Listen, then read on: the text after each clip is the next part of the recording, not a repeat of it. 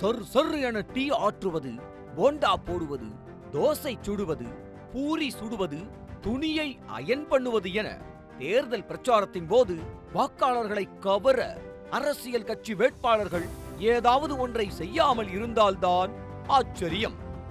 அப்படி விதவிதமாக வித்தியாசமாக வேட்பாளர்கள் செய்த பிரச்சார டாஸ்குகள் தான் இவை.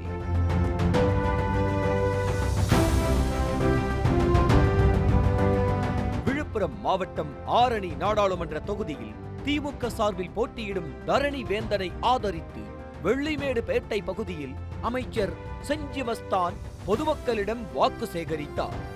அப்போது அங்குள்ள டீக்கடை ஒன்றுக்குள் என்ட்ரி கொடுத்த செஞ்சி மஸ்தான் கொதித்துக் கொண்டிருந்த பாலில் தேயிலையுடன் சேர்த்து தண்ணீரை அளவாக ஊற்றி அற்புதமாக டீ ஆற்றினார்.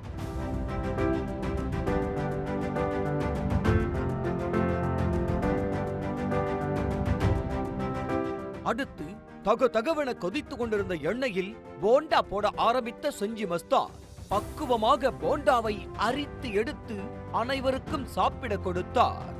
பின்னர் அருகே உள்ள ஒரு கடைக்கு சென்று தனது கட்சி நிர்வாகிகளுடன் இட்லி சாப்பிட்டு பசியாற்றிக் கொண்டார்.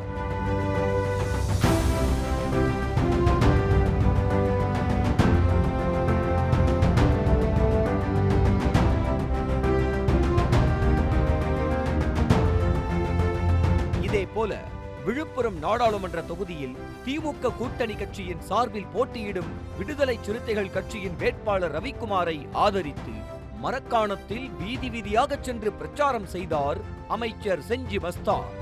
அங்கும் ஒரு டீ கடையில் டீ போட்டார்.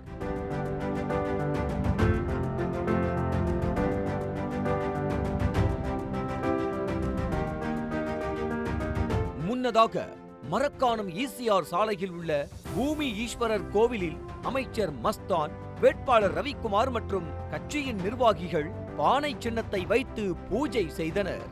அப்போது பூசாரி பூஜை செய்ய அனைவரும் கண்களை மூடி வேண்டினர்.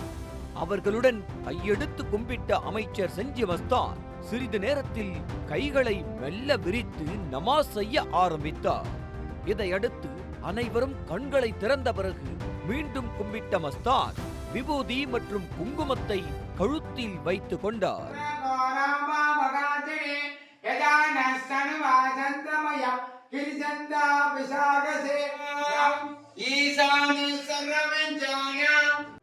கரூர் நாம் தமிழர் கட்சி வேட்பாளர் டாக்டர் கருப்பையா கழுத்தில் பச்சை துண்டு போட்டபடி டீக்கடைக்கு சென்று டீ போட்டு கொடுத்தார். கடைக்கடையாக ஏறி இறங்கிய டாக்டர் கருப்பையா ஒரு சலவை கடைக்கு சென்று வெள்ளை சட்டையை பதமாக அயன் பண்ணினார்.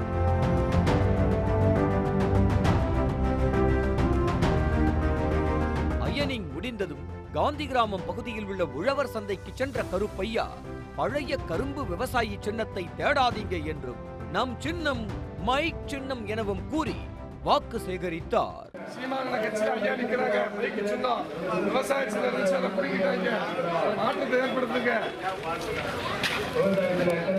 அடுத்து அருகே உள்ள காந்தி பூங்காவிற்கு சென்ற கருப்பையா விளையாடி கொண்டிருந்த இளைஞர்களிடம், இனிமே பெற்றோர்கள் சொல்லி நீங்க ஓட்டு போடக்கூடாது, யாருக்கு ஓட்டு போடணும்னு பெற்றோர்களுக்கு நீங்க சொல்லி கொடுங்க என்ன என கூறினார். அத்தோடு கிரிக்கெட் மட்டையை கையில் பிடித்த டாக்டர் கருப்பையா சந்தோஷமாக பந்தை பறக்க விட்டார்.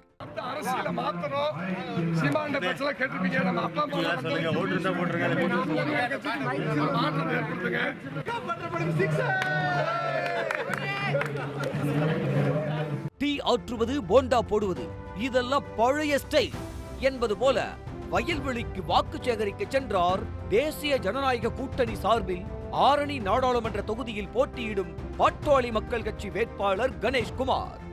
மும்முனி கிராமத்தில் நாற்று நட்டு கொண்டிருந்த பெண்களிடம் கையெடுத்து கும்பிட்டு வாக்கு சேகரித்த கணேஷ்குமார் சட்டை அணியாத விவசாயி ஒருவருக்கு சால்வை அணிவித்தார்.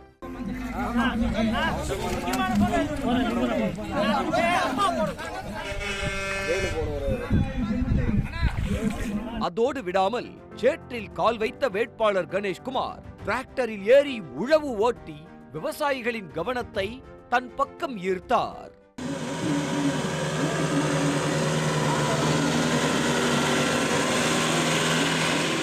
என்னடா இது, சும்மா பிரச்சாரம்னாவே டீயும் வடையும் தான் போடணுமா? வெறித்தனமாக குத்தாட்டம் போடுவோமே என கோவையில் தரை குலுங்க ஆட்டம் போட்டுள்ளார் 80 வயது மூதாட்டி. சிங்காநல்லூர் கரும்பு கடை பகுதியில் திமுக துணை பொதுச் செயலாளர் கனிமொழி பிரச்சாரம் மேற்கொண்டார். முன்னதாக கனிமொழி வருகைக்காக காது கிழிய இளைஞர்கள் மேளதாளங்களை தெறிக்க விட்டனர். அப்போது திமுக சின்னம் பொறித்த சேலையுடன் மூதாட்டி ஒருவர் ஆடிய ஆட்டத்தை கண்டு சுற்றியிருந்த இளைஞர்களே மிரண்டு போயினர். அத்தனை இளசுகளுக்கு மத்தியில் யார்டா பழசு என்பது போல பட்டையை கிளப்பினார் மூதாட்டி.